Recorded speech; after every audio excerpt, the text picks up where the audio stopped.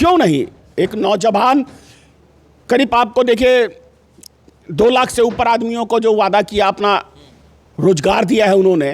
17 साल बनाम 17 महीना, 17 महीना जो 17 साल में नहीं हुआ वो 17 महीने में हुआ। तो देश के नौजवान को, बिहार के नौजवान को क्या चाहिए? रोजगार चाहिए ना। तो एक नौजवान में नजर आ रहा है। 40 में 40, वो बिल्कुल सही कह रहे हैं। 40 में 40 सीट भारतीय जनता पार्टी बिहार में हारने जा रही है। इसलिए हारने जा रही है, तो कह रहे हैं जीत रहे हैं 40 में 40। तो क्या चुनाव से पहले कह देंगे कि मैं हारने जा रहा हूं? नहीं कहेगा ना, क्योंकि जब पहले ही बोल देगा कि मैं हारने जा रहा हूं तो कोई वोट वैसे भी नहीं देगा। तो कहने का मतलब कोई राजनीतिक दल ये नहीं बोलता है कि मैं सब सीटें हारने जा रहा हूं, वो सब बोलता है मैं जीतने जा रहा हूं। लेकिन मेरा मानना है कि 10 साल में जिस तरीके से आतंक मचाया है मोदी सरकार ने ईडी और सीबीआई के द्वारा, तो देश की जनता की आंखें खुल गई हैं। जितना उस पर विश्वास था उतना ही विश्वासघाती श्री नरेंद्र मोदी जी और अमित शाह जी साबित हुए हैं। तो इस कारण से बिहार को ठगने का जो काम किया है इन्होंने लगातार 10 साल, तो बिहार की जनता को चाहिए विकास, यहाँ चाहिए रोजगार। जो मोदी जी ने वादे किए बिहार में एक भी पूरा नहीं किया। इस कारण से बिहार की जनता पूरी तरह से खपा है, और मैं कह रहा हूँ देश की जनता भी पूरी तरह से खपा है।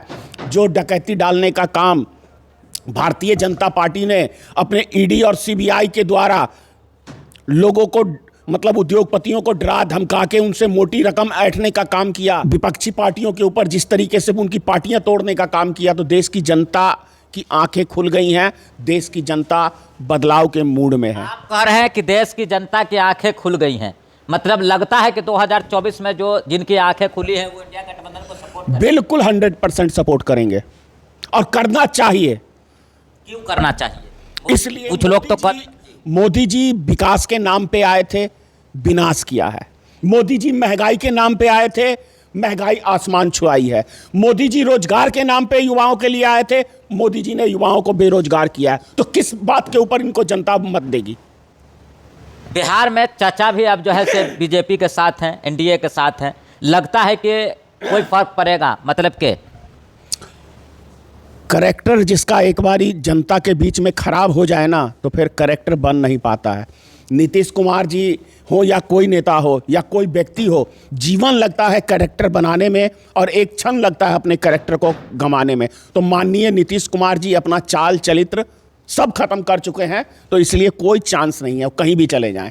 अच्छा, तो ये बताइए कि बिहार में बीजेपी वाले कह रहे हैं 40 में 40, वहीं अगर पूरे देश की बात, सही कह रहे हैं, वो 40 में 40 हारने जा रहे हैं, जा रहे हैं। अच्छा, मतलब एक भी सीट नहीं, अगर चचा भी सीट बिहार की जनता नहीं देने जा रही है। तो देश में कह रहे हैं 400 मतलब सीट, और उनके एक सांसद बोल रहे हैं कि 400 सीट आया तो हम संविधान। बिल्कुल सही कह रहे हैं कि 400 सीट इंडिया गठबंधन को आने जा रहा है, बस थोड़ा सा लैंग्वेज का फर्क है। अच्छा, मतलब खुद की बात नहीं कर, खुद की बात नहीं कर रहे हैं, वो कह रहे हैं कि 400 भी वो जीतने जा रहे हैं, क्योंकि मोदी जी जो बोलते हैं वो होता नहीं है, उल्टा होता है। मोदी जी ने कहा कि 2 करोड़ प्रत्येक साल नौजवानों को रोजगार दूंगा, तो विनाश किया। मोदी जी ने कहा कि मैं स्विच बैंक से काला धन लाऊंगा, तो मोदी जी वहां जमा करवाए 700 करोड़ रुपया। तो मोदी जी जो बोलते हैं ना उसका ठीक विपरीत होता है। तो इसीलिए मैं कह रहा हूं कि मोदी जी कह रहे हैं 400 पार, तो 400 पार इंडिया गठबंधन आ रहा है। लगता है लोग समझेंगे। हाँ बिल्कुल समझेंगे। तो मतलब उनके खिलाफ है, चूंकि बीजेपी के खिलाफ रहूंगा। मेरे क्या उसने जमीन हड़प रखा है मोदी जी ने? मैं उसके काय के खिलाफ रहूंगा। मैं सिद्धांत के खिलाफ हूं, जो वो जुमलेबाजी करते हैं उसके खिलाफ हूं, जो देश की जनता से वो झूठ बोलने का काम करते हैं मैं उसके खिलाफ हूं। मैं सच्चाई की लड़ाई लड़ता हूं और सच्चाई के साथ हूं। तो मतलब कि आप कह रहे हैं कि इस बार बिहार में सीट नहीं आ रही है? बिल्कुल नहीं आ रही है। साथ में नीतीश कुमार रहे न रहे, किस चीज के ऊपर देश, मतलब बिहार की जनता उन्हें मत देगी?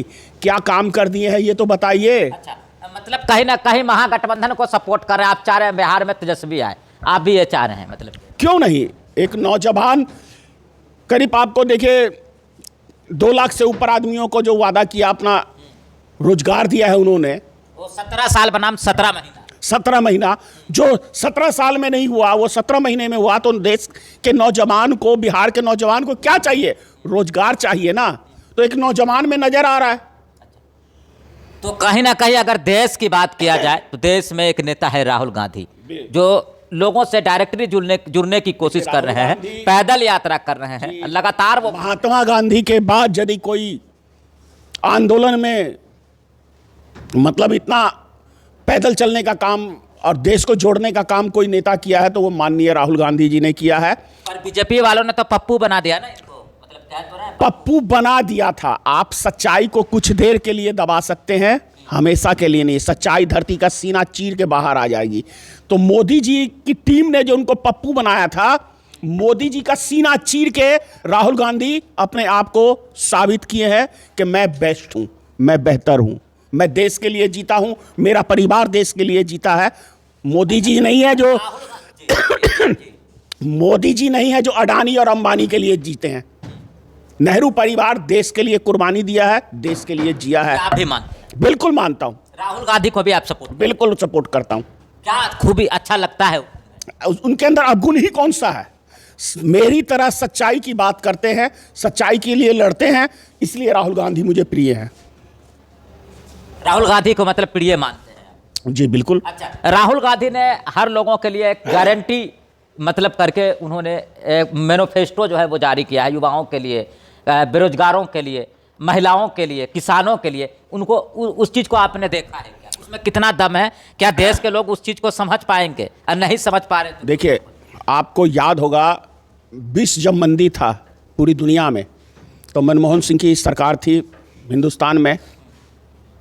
भारत में मंदी नहीं था, क्योंकि कांग्रेस पार्टी का और मनमोहन सिंह का मानना था कि कृषि प्रधान देश है हमारा, और जब देश के किसान के जेब में पैसा रहेगा तो हमारा देश मंदी से नहीं गुजरेगा। लेकिन हमारे देश के अभी जो वर्तमान में प्रधानमंत्री हैं, इनका मानना है कि हमारे उद्योगपति के जेब में पैसा रहे और हमारे देश की जनता कंगाल रहे। तो इसका मतलब हमारे देश को कंगाल करने के लिए माननीय प्रधानमंत्री जी की नीतियां हैं। तो देश कैसे विश्वगुरु बनेगा? विश्वगुरु तो जब बनेगा जब देश की जनता की जेब में पैसा रहेगा।